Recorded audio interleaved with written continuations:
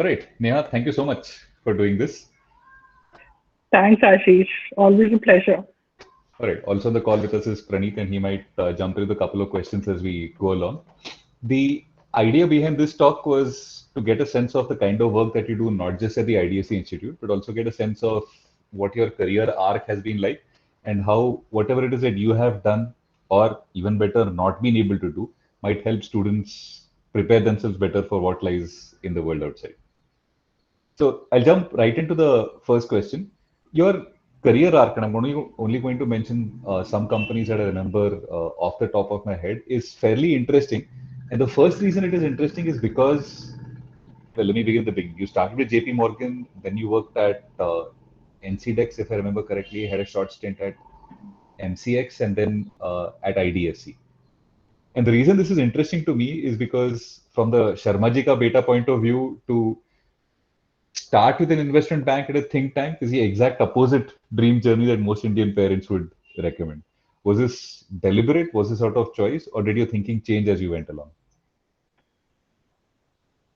So, yeah, I got placed from Gokhale at JP Morgan in their risk management investment banking side.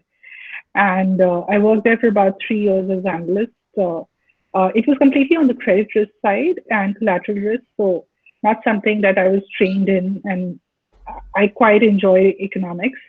So even back then, I used to enjoy it a lot. I think most of the enjoyment started in the master's days when I really started liking some of the subjects a lot. So after JP Morgan, I it was a deliberate decision to actually move on and join economic research. Economic research also, within economic research, Mumbai has certain, I've been working in Mumbai ever since the beginning. So Mumbai has certain types of openings available. So accordingly, I made my choices to work more on the policy side. So within NCDX and MCX, it was more on policy. It was commodity policy. It was agriculture and non-agricultural commodity economics. Some was public facing, some were for internal consumption, some were for policy consumption, strategic product decision making processes, and a lot of technique, a lot of technique, a little bit on policy understanding, but yet I wasn't completely sure um, that I was getting the complete like policy kind of exposure that I was looking for. There are a lot of think tanks in Delhi. Mumbai has a few, and I was really searching to start working in the policy space, particularly the public policy space and governance side. And fortunately, IDFC Institute had an opening, and I joined back in 2016 in February. So it's been almost 5 years now. It's Great. been quite a journey, a lot of learning. It's really taught me a lot on not just the techniques on the policy side, on the networking, on I'm just about getting to learn how to fundraise. That's the most difficult of the part. It really requires another level of understanding and deep networking thought process and effort. So that's really a very, very important part of being a public policy analyst or in academia. Yes. Yeah, so uh, actually, the opportunity over the last 5 years has been quite different from the past, and it's still teaching me a lot, not just on the technique and economic side, but also on the organization side, because my role over the last couple of years has also grown on the management part of it. So I work on the operations and management of the institute also, as well as I lead research as well. So at the institute or one of the verticals. So that's how it's been. Yeah, it's not really that a lot of people always end up with an investment banking. A lot of people start with investment banking. In fact, to tell you frankly, a lot of philanthropy and well-known international philanthropy will have people who have worked with the big four, with investment banking. the partners there, because probably the organizational uh, and the kind of exposure, the market exposure that they've got over their first experiences have really broadened their spectrum so much that working with a philanthropy like brings a new edge to all that. So I have, in fact, myself noticed that there are really very well known economists and investment bankers who are who after like working for 20-30 years with investment banking and big fours, they work with philanthropy, and the kind of like strategic knowledge that they have, it's just brilliant. So maybe this is the route which people can probably take. Absolutely. And in fact, me asking this question is a little bit like the pot calling the kettle black because I left a corporate job to dive into academia full time. But I suppose that in itself is a message. If you're a student wondering if it is possible to have a satisfying and somewhat remunerative career outside of the typical choices, that is very much possible. There are a couple of things that you mentioned in your answer right now, which I really wanted to touch upon. So let's touch upon the first of these. You spoke about learning how to network on the job. And that is something that as students, we either don't get students to do in college or students don't do enough of in college. What tips would you recommend students pick up in terms of learning how to network? Whether it is walking into, say, for example, an event and starting a conversation, whether it is building up a relationship before making a pitch or a request. Are there things that you'd want to share about the art, if you will, of networking? Yeah, for sure. I think the second thing which you mentioned, to actually take it slow, is I think it's a good idea to do that. Right. Don't make a pitch right away. It's always good to build a relationship, uh, and all building a relationship may not necessarily be for a certain objective. So it can be just for the purposes of building a relationship as the objective, rather than actually pitching for, say, funds or a certain project that you would like to do with them or Or a anything job. of that sort. It's or a job like eh, just just being able to communicate your thoughts, your work with a wider audience also has a lot of value. So it's really important because finally we are all working and we all want our work to be appreciated or to be useful. Hmm. And in academia, usefulness has a different definition. In policy, it has a different definition. So, independent of that, I think it's a really good idea to start learning that. I think it also requires some level of confidence and some level of humility.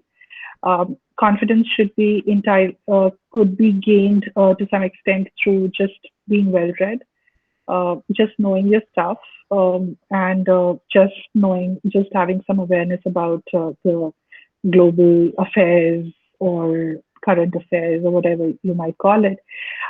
Humility is, of course, a very personal thing. So, but I'll highly recommend it Absolutely.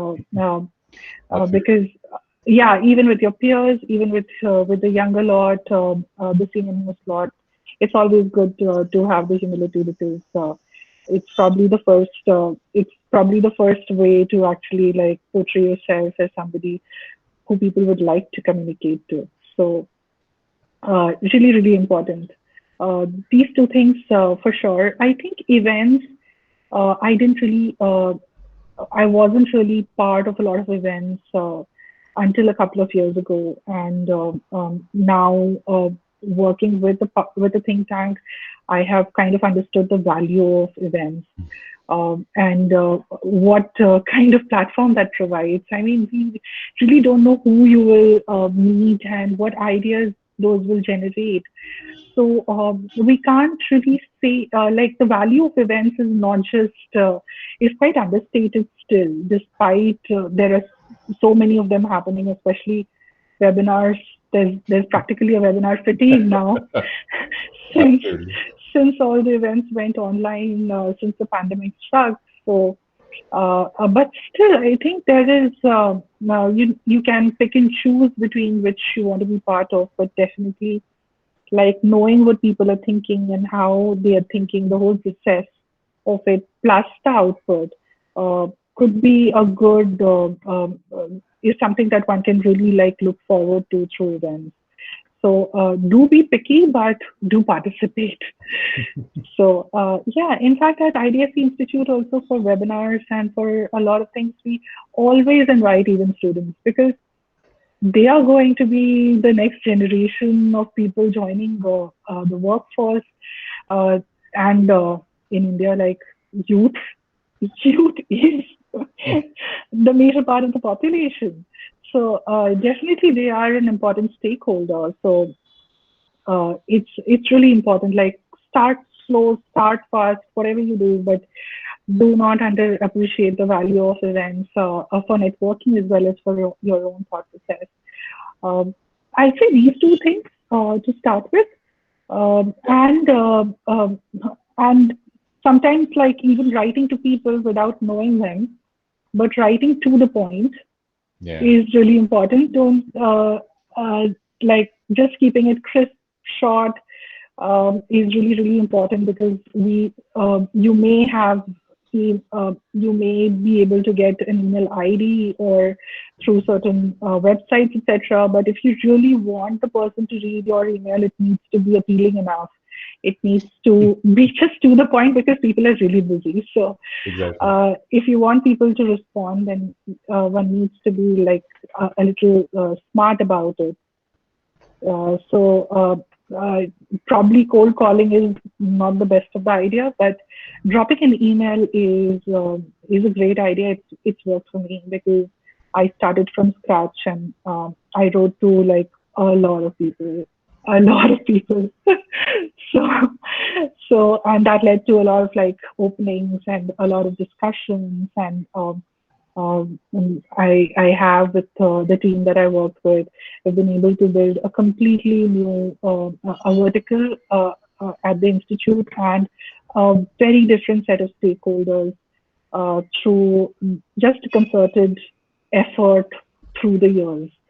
So it's a little again like it takes a little bit of patience, but always good to like reach out. Absolutely. And the other question that I wanted to ask you about your first answer was about team management. So one thing that we're trying very hard to do at Gokhale Institute is have students work on projects, but not submissions and stuff like that. That happens of its own accord. That has to happen. It's a university. But outside of that, work on a project where you learn how to both work in a team and lead a team, Yeah, which is something that I never got to do when I was in college. I'm guessing you also never got to do. Working as an assignment team is just understanding the free rider problem. But yeah. outside of that, when you learn how to build a team and how to work with a team, how to handle the dynamics of a team, what is it that you wish you had known before you got into the whole managing a team business? I had, in fact, like before this, I had practically worked individually. My submissions would be to my bosses, and and it was pretty much like one person's job to do it, like a paper or an article or whatever it was. Right. Huge projects were very few. So my first stint to properly work with teams has been with at IDFC Institute, and I think I never got an opportunity during my college days also to kind Right. of work on a project where I could understand the team dynamics. Except for probably while doing the only opportunity I think that most students get is while organizing cultural events, etc. Like Exactly. we have Pulse at Gokhale, and then you kind of like work with a huge team Right. while you are not conscious about the fact that you're working with a huge team, but it does show and it kind of shows, and so there's leadership required there. I think at college the other good place to showcase this is the placement cell. Mm. So leading a placement cell as a student. There's always a policeman said head, and there'll be like 2, 3 people who will be working. So that's another way of like learning the team dynamics. Leading is takes a little more effort than actually being a team member. Mm-hmm. While appreciating a team member is really important, as a team lead, one has to understand that everybody in the team needs to like grow during the process of working. So it does require a little bit more of maturity, that one has to be conscious about the growth and investment in the people. So a little bit more of experience helps. Sometimes even the youngest of the lot are excellent team leads. So I won't like to make such claims that only Absolutely. a lot Absolutely. of experience is required to team lead, but just being conscious about the fact that you need to have a very holistic understanding of what a project requires and what your team requires. So like at the institute, when we have a team lead layer and a function, Mm.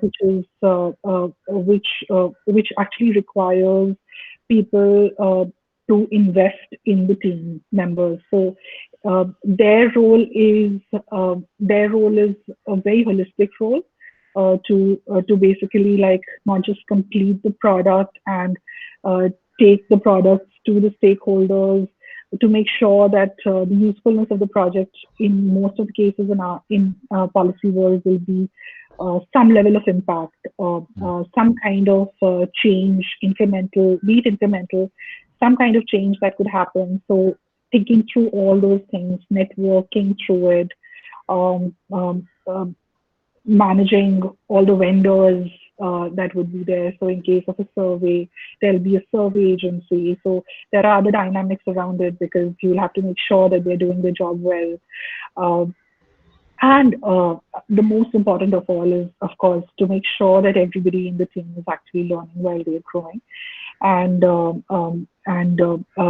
they all are feeling that they're making a difference. It's really important to have that kind of like thought process while working anywhere, not just in public policy, but Yep. like you want some kind of meaningfulness after a point. Most people would want that. So I suspect that these are some of the very important aspects of leading the team. And whenever people get an opportunity, whenever students get an opportunity, be it in projects for the academic purposes or for cultural events, one should always take on those opportunities and try to learn through the process. So uh, I think it's fantastic. I didn't really do that, but I thoroughly enjoy it.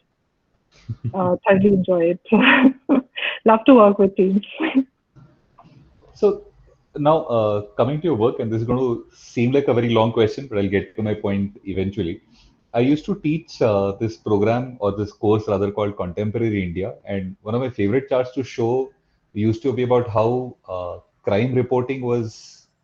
I think this was crimes pertaining to dowries, if I'm not mistaken. I might be wrong about that. But the lowest statistics, if I remember correctly, were from Bihar and Uttar Pradesh. And this used to surprise a lot of people because they expected that the rate would actually be much higher in UP and Bihar, and it turned out to be the lowest. And here's my point now. The reason I wanted to Mm, speak about this is because your learnings from a project that you worked on and a project that more people should know about is very closely related to this.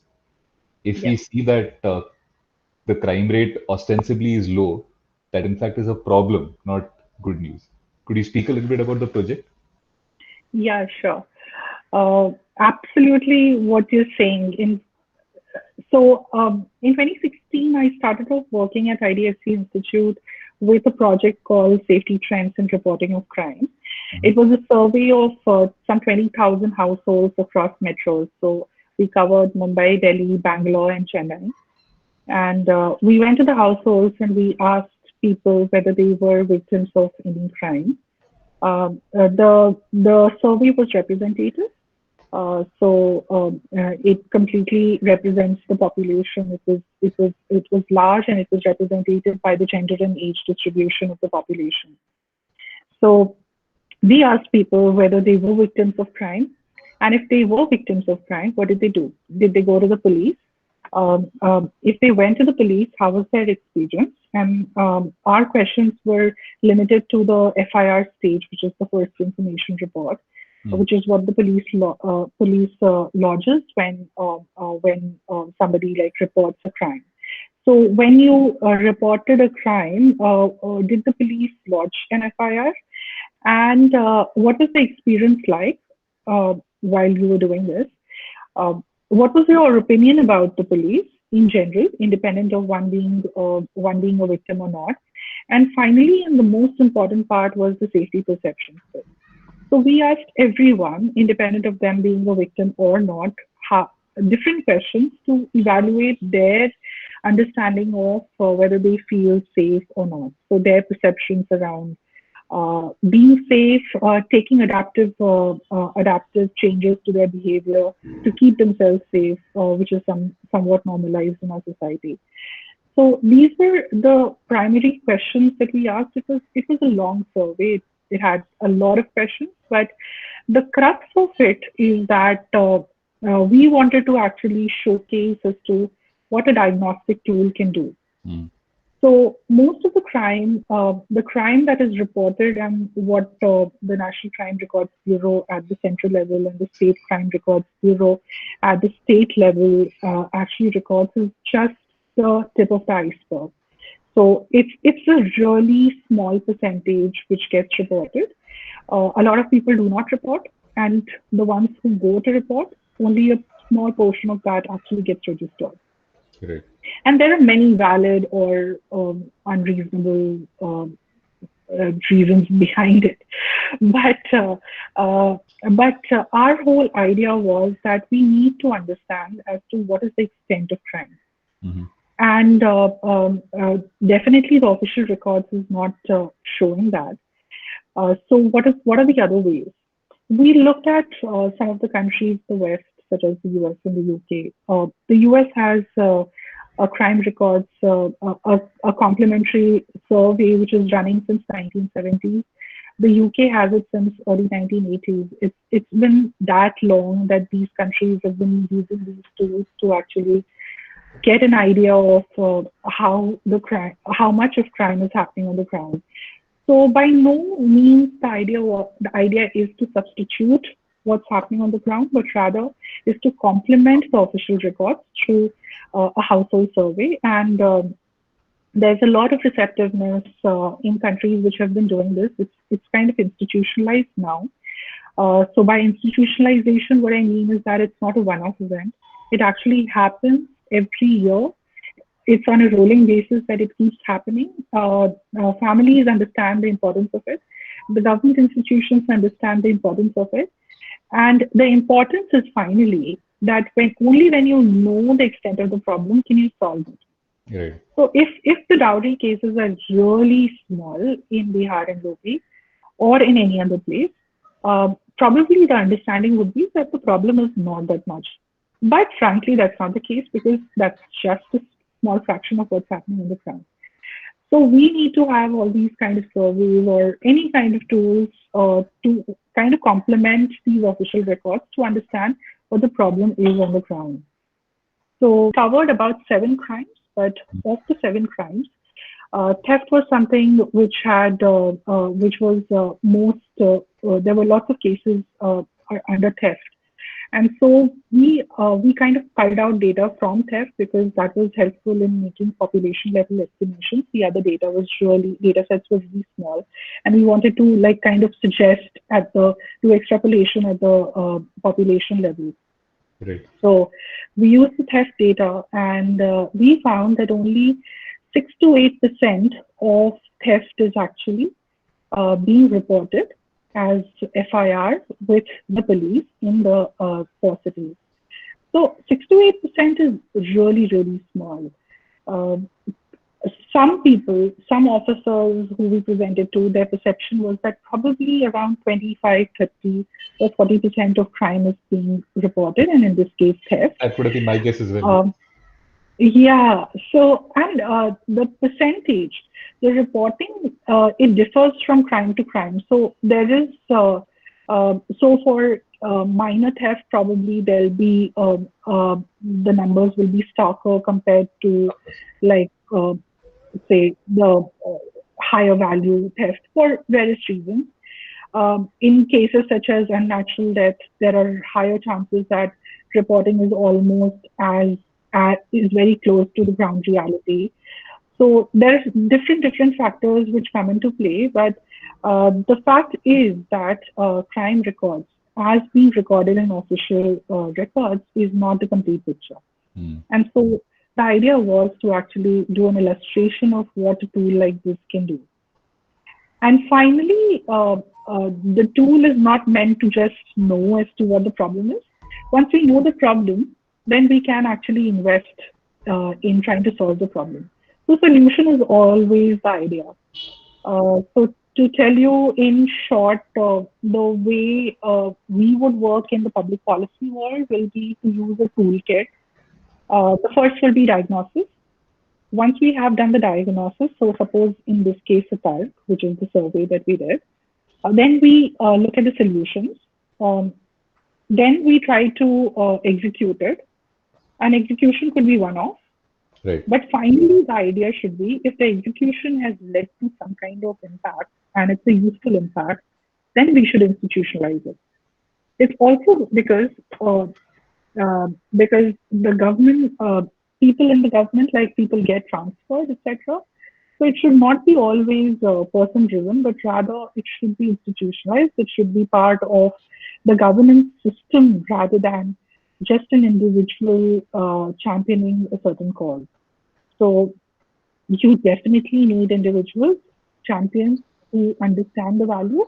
But finally, for anything to yield results over years, we need these things to be institutionalized. So that's how we kind of like think through the issues in broad terms. There's so much to pick in your answer right now that we might as well end up talking for quite literally a week at stretch. But I promise I won't keep you back that long. But I'll pick on at least three different aspects that I really wanted to speak about. The first is, especially in the age of social media outrage, where we all excel at raising issues and highlighting the problems, I think what is underrated is also providing a solution and not just providing it, but speaking to the implementability of it, which is something that I think more should be done of, especially in academia. So when you speak about highlighting an issue, whatever that issue may be, and you speak about a potential solution or a particular list of solutions, how difficult is it to propose implementation no matter who it is that you're speaking to? Often people have a sort of inertia built into their own system, and when you propose a change, that becomes challenging. And this is true in all walks of life. So, what have you learned about changing that inbuilt inertia? How difficult is it to convince people to at least think of changing? I think people who have been working, and I'll just stick to the governance space. Hmm. People who have been working in the governance space, they understand how difficult it is to perform. And like not everyone will understand.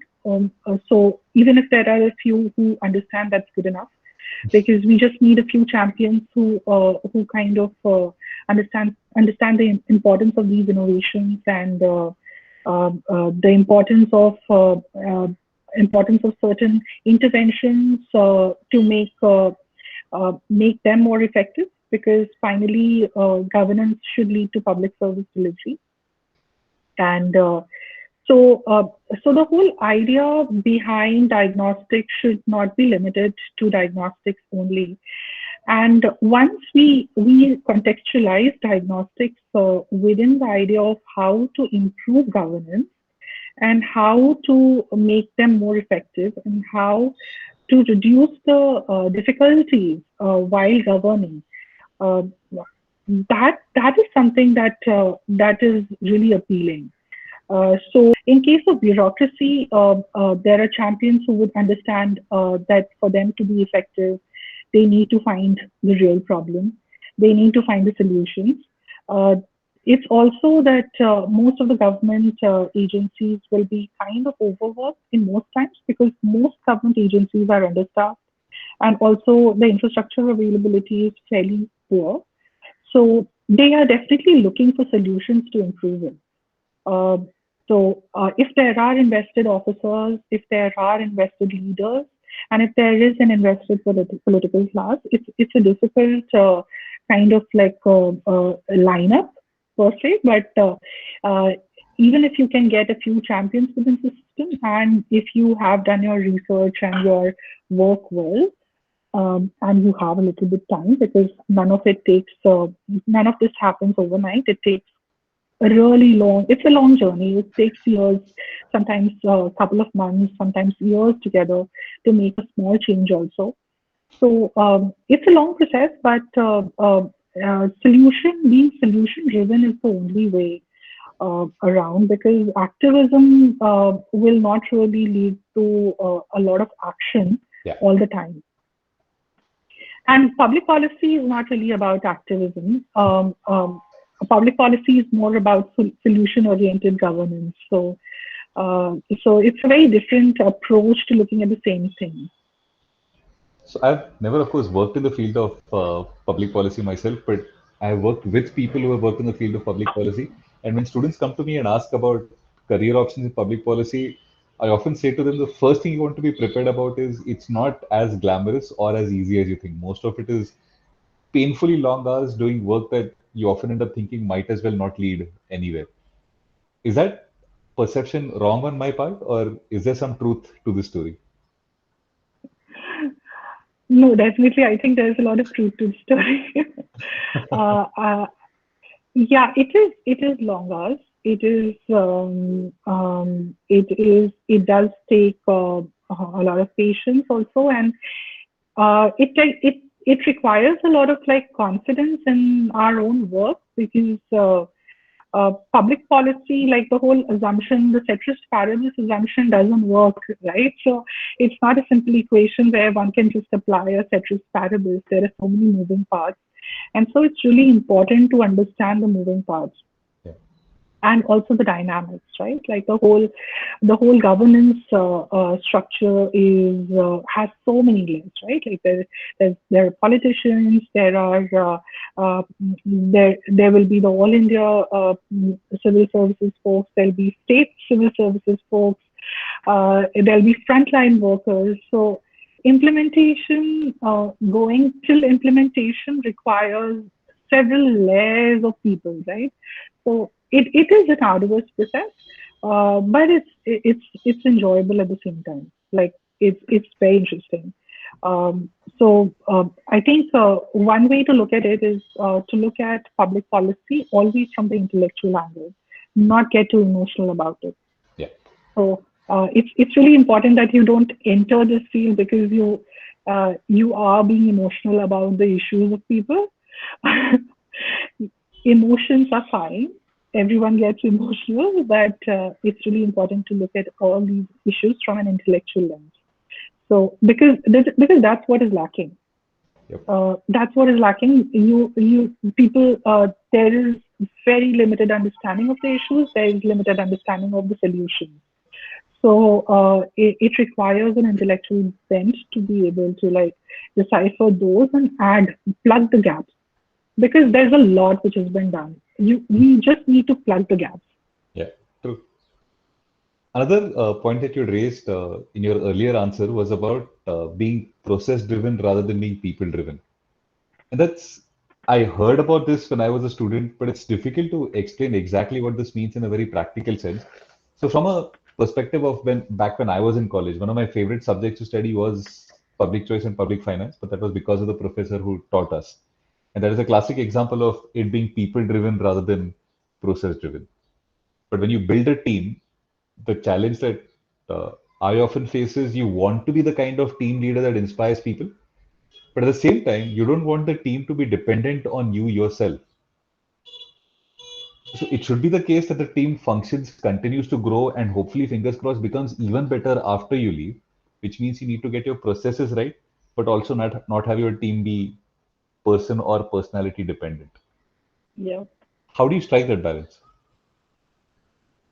So I'll say we start with being person driven, Hmm. but as one scales, it really needs to become a bit process driven.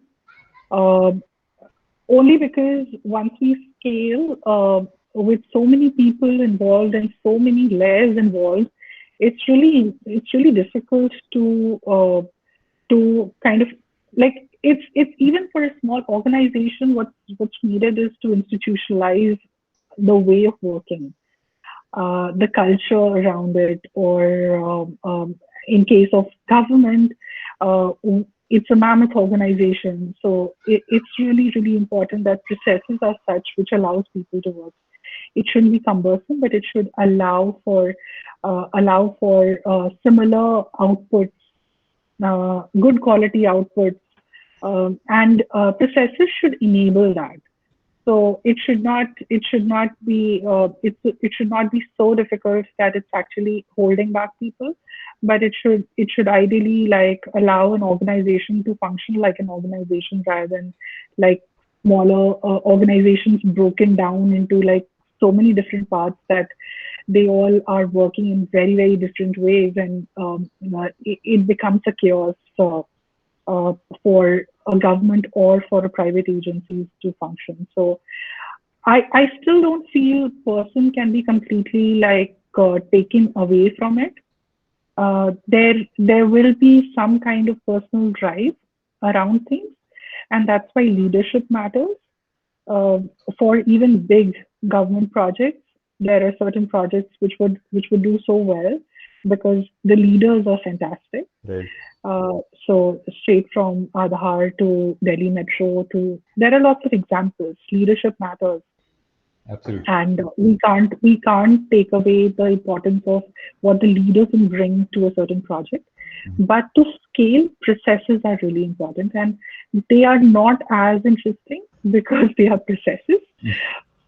They aren't really looked forward to because they are processes, but it really makes life simpler and seamless. So I'll say we always need to kind of strike a balance. But while within the person-driven attitude, leadership is really important. I guess, and once there is a leader, then they know how to create a team and so on and so on. So like if you read the books around Aadhaar and the narrative around Delhi Metro, it would kind of show what the leaders did for their own projects. So the team members that they pick, the push that they provide, Yep. the vision that they provide, there is no substitute to that. Processes, of course, cannot substitute that. But for an organization to function, processes are absolutely important. 100%. Okay. When you spoke about Satak, you spoke about how certain crimes tend to be reported more, say, for example, an unnatural death, certain crimes, minor misdemeanors, the stealing of a loaf of bread or a packet of milk, tend to not be so well reported. Now, both you and I are immediately going to identify this as cross-sectional variability. So we're talking about variance within the data. The reason I bring this point up is because it's almost as if I have been forced to learn statistics twice. Once in college, I learned the formulas, and the rest of my life, I seem to be learning about the applications. I don't know if it is true just of me or of everybody who has learned statistics in college. We excel at teaching the formulae, but somehow we seem to not do a very good job of teaching the applicability. And it's only when you start working with the data that you realize that "Acha, this concept meant this. This is how this can be applied." The reason I ask this question, or the question that I'm about to ask, is if you got a chance to go back to college and relearn statistics, would you take a different approach? And if so, what? Yeah, I think first of all, I'll pay a lot more attention to statistics. I don't think I paid that much attention. Uh, Frankly, the issues and in public policy, statistics makes a lot of difference. Um, it's when you're working with the data, just understanding the statistics and working with the data and knowing to work with large data sets is really, really important. So, because usually you'll end up like collecting data from a survey because the government, the data which is in public domain already is fairly limited. So Mhm. you'll definitely need other sources of data. And so statistics comes in really it comes in all ways. Like in doing all the data analysis, statistics is important. Even even making the call about whether you want a mean, median, or mode is an important call to make, and probably those things are quite underrated while we are studying statistics. Exactly. Very underrated. I guess it is like statistics 101, the first class, or during school that we learn the differences between the three. Uh, Even if you understand these three things, it's it's a very important building block Yep. to actually build on statistics. So I would say I think statistics is taught in a very boring way, Yep. at college level, and if it's contextualized Mm. to reality, then it will bring a lot more attention to the subject. It's very underrated. So, because you are just like looking at a lot of data without knowing as to what the data is all about. So, if suppose statistics could be taught with a lot of case studies and with a lot of like current case studies, so Mm. that people actually contextualize it to the problems that they're facing right now. So even if it's in the case of say the death rate due to COVID, uh, let's while studying statistics, let's look at these data points Mm. rather than just look at some esoteric data which has probably no, and people don't have context about it. So I think the importance of case studies and the importance of the basic parameters within statistics, those things are really useful, and a very important subject which is not taught that well. I couldn't agree more.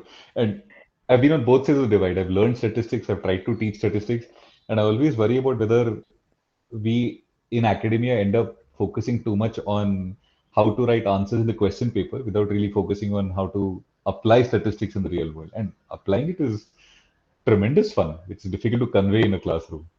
Yeah, it's a lot, but I think application of most subjects are not taught that well. And the other one, which is not, we didn't do justice to it, was public economics. Mhm. Um, I don't think we did. We read it with so much interest. When we are reading a newspaper with so much interest, even as a student, Right. why can't we read a public economics book with so much interest? Like it is contrary in many ways, and I never thought while reading the newspaper that I was actually reading public economics, right? So, so those pages, the opinion pages, etc., they're so very important, and um, it's just not knowing what the use is of all these papers in the real world. Yeah. And I think at least in my time, I didn't have a complete understanding of it. I hope the students now have. A lot has changed. Like I see the students now, and I'm very impressed most of the time. I'm like, I wish I was that. Tell me about it. So, speaking of public economics, this is related to a project that you worked on, I think at IEG. I may be wrong about that, about a cost benefit analysis of the Delhi Metro. I don't know if it was you who wrote or worked on this paper, but I've cited for a very long time a project done about the Delhi Metro. And in fact, my interview when I got selected as a visiting faculty at the Gokhale Institute was on cost benefit analysis. With the benefit of time, however, I've turned slightly cynical about not so much the need of the cost benefit analysis, but quantifying social costs and social benefits is almost an exercise in impossibility. You just never will know. Don't get me wrong, I'm not saying that it isn't there. I'm saying quantifying it is, I don't know how to do it with any degree of accuracy. What was your experience like working on that project? So, for example, if I say that, say, you save X years of life because the fatality rate goes down because of the Delhi metro being there, you just don't know. A, the counterfactual isn't there, and B, quantifying it is, like I said, always impossible. Am I being too cynical or? I feel like with such limited resources within the government, there has to be like 100 crores spent here can be spent on something else. So we must know whether it's worth that 100 crore. And so that's why in such cases, it's important that we make sure that the opportunity cost is right, Correct. and we are investing in the right sector, because otherwise, like, we don't have that kind of resources to be investing everywhere. And so it's really important to have an assessment of this sort. And there will always be there will be certain level. You can only estimate to a certain level of confidence. You can't estimate with complete confidence. That's the case across the board. Like, or even if you do a survey, it's an estimation. It's not actual. So this whenever one is working with the data, this kind of buffer will stay. The assumptions around it need to be as reasonable as possible. So even while I was working, and I was just assisting the team when I was interning at IEG on the data analysis front. It was a long project, and I was there for a month or so at IEG. And they did do analysis of different types. So in terms of like private usage of fuel versus the public usage, the environmental costs. Yeah. So a very fairly multidimensional. It was done quite well, like holistic. But coming back to your question about whether it can be done, uh, it should be just sound. I think in most cases there will be definitely, like, there is no estimation exercise without assumptions and a certain level of buffer to it being wrong.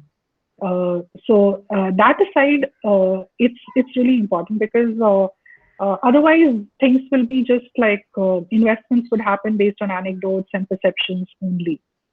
Yeah. So it's fairly important to quantify in my Oh, belief. 100%. So don't get me wrong, I'm not at all suggesting that we should stop doing cost benefit analysis. It's just that maybe as a statistician, I get a little nervous and I'm not at all saying that the IEG report said anything like this, but when you cite point estimates rather than interval estimates, that always worries me. Yeah. And Yeah. a classic case of not learning statistics well enough. Interval estimates are always, by definition, at least to me, better. Interval estimations, yeah. I think in public policy, with so many moving parts, interval estimations are a good idea to look at. So that you really know, like, where that you might lie here as well as at the end of the spectrum, Correct. uh, and make the choices accordingly. Uh, so I agree on that point that, yeah, interval estimations, and even if there are point estimations, there can be margin of error, and there's a Yeah. certain level of margin of error which one can agree with. So a 5% would be a decent number to go with. In Yeah. most cases, over 8% is not considered to be a good estimate. Correct. And so, in a lot of social sciences, sometimes people are even okay with a 10% margin of error because of it just being so difficult to Yes. make those Yes. estimates. So it's till the time that we know that we are making an informed decision based on certain assumptions, it's okay. I just am I just don't agree with this idea that just because things are difficult to estimate should not be, and should be done based on perceptions, views, or just Absolutely. few meetings uh, and anecdotes. Uh, Not a great idea when every penny is impacting like lakhs of people.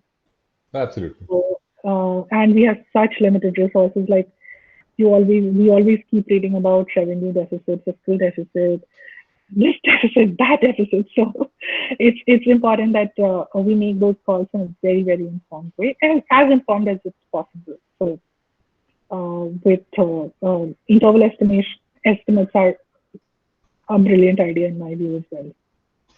All right. Three last questions from my side, and then maybe Praneeth can chip in with questions if he has any. The first is the flip side of what we just spoke about, and let me explain what I mean. I think the biggest problem with Google Forms, which is an awesome tool, is precisely the fact that it is so easy. All of us receive innumerable emails from students asking us to fill out Google Form survey responses. But that to me is missing the point of conducting a survey until you go out in the field, until you understand the problems by speaking to a person and then asking that person to fill out a survey. You just don't get the kind of responses that you would without that conversation. How underrated in your view is the art of a conversation while conducting a survey or conducting research? Oh, it's absolutely important. Um, make, Conducting research, the first thing is that if you are sending out forms, you are selecting people who are digitally literate. Hmm. So the first thing is that whether you want your survey to be representative or not. Right. And by representation, what are the parameters that you want to make your survey to be representative? So is it age, gender, income, class, educated, uneducated? Like what is it that you really want to strike a balance in your representation exercise? So that is the first question. Once we have our answers to this based on limited resources, based on the objective of the study, you have made those choices, and then the next is to actually reach out to people. This The next stage of reaching out should be random. It should not be full of biases. So just doing a random walk and reaching out to people in localities and colonies, that's one way that people do. The second is to have a frame where you know exactly that this area has so many houses, so many people, so you can get it from election commission or some other sources, and then randomly select statistically. So you can randomly select statistically, or you can do a random walk and just go and ask people if they are agreeable to do a survey with you. And once people have given the consent, you need to see whether they fit into your representation exercise or not. So suppose for a certain day you want to, you have a target of covering 20 people in the age of 20 to 30. Then that quota in your representation exercise needs to be filled through your days of serving. And I'm just going into the operations of it because Yeah, it does take a lot of effort. In fact, surveys are very high on effort. Operational effort is fairly high, higher than actually calculation efforts. So after that, while having once the responders have given their consent to give their answers to the survey. Certain questions, like most of the questions, will be objective to get clear answers, where there are a certain set of answers which people can select from, or there can be multiple choice as well. But it's always good to have a few open-ended questions, which requires very good surveying. yeah, exactly. So, so I'm going back to like from this at the beginning of at the beginning there has to be a good training exercise of all the surveyors, and the selection of the surveyors is also fairly important because otherwise we'll end up with data which might be fudged, or it could be incomplete. So it requires like a multi-dimensional kind of approach. Like on ops side, there's enough to be done. Data integrity side, there's a lot of data checks, back checks. The questions that we ask, we should be clear about whether it is actually answering the objective of the survey or not. And if there are redundancies, one should remove those. These are all part of my learning because I learned it the hard way. so, Exactly. We all have. We all have. so yeah, like while doing, we learned a lot of things. So I like others not to make the mistakes. and yeah, I mean, uh, and of late, people are also getting very interested in doing ethnographic surveys, which is fairly qualitative, and it is a really good way. The survey respondents, because it's ethnographic, because it's qualitative and subjective, you can't do like a 20,000 survey like we did, 20,000 household survey like we did for Safari, but it can be large enough so that you start like gleaning a thread of idea. So definitely more than 30, 40, 50, even 30, 40, 50 is very, very difficult in ethnographic. Yep. People who achieve 100 survey sample in ethnographic surveys, those surveys are supposed to be like really robust from their field. I haven't done ethnographic surveys yet. I don't have training in that, but I have been looking at work of people who have been doing, and I think for a subject, if there is quantitative and ethnographic surveys being done, then there can be a lot more confidence in the results because it's so holistic. It provides it can also lead to a lot of surprises compared to quantitative surveys because we shouldn't go into the field thinking that this is the case. We should rather go with a very open mind that we should be open to the ideas that responders have because we really don't know the space at all. Right. Our knowledge is fairly limited based on news and our general understanding of our surroundings. So it's important that we are completely open to what people are saying. And that's where ethnographic kicks in very, very well. Right. You use the word regret while answering this question. In terms of regret, my next question was about regrets.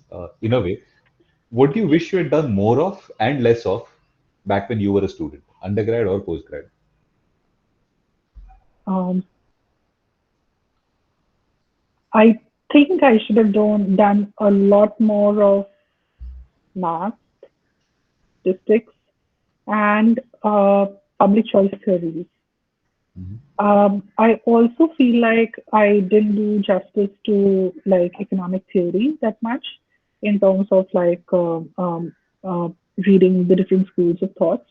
Mhm. Uh, I'm again like contextualizing to the field that I'm working on in right now, and it's the different schools of thought bring very new ideas, and it also brings a lot of humility to understand the issue. So, like for any subject, to understand any subject, it's really important to like understand the diversity of ideas. And so, I always feel like I didn't do justice to like reading a lot of school of thoughts at that stage. Probably I should have done spent a lot more time doing that. I think I was okay with math and statistics, but now that I think of it, I used to find it a little boring.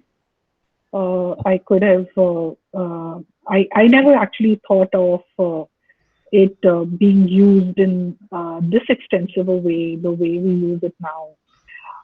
I was a lot more glued to econometrics compared to statistics. I think it should have been the other way around, given the career choice that I made, Yep. because we have to at least start with the statistics and think about econometrics much later. Right. Yeah, I feel like econometrics is to academia, statistics is to public policy. So That's a it's good analogy. brilliant to just explain simple issues. So yeah, And what do you wish you'd done less of? less of So how you spend time, what subjects you studied, whatever.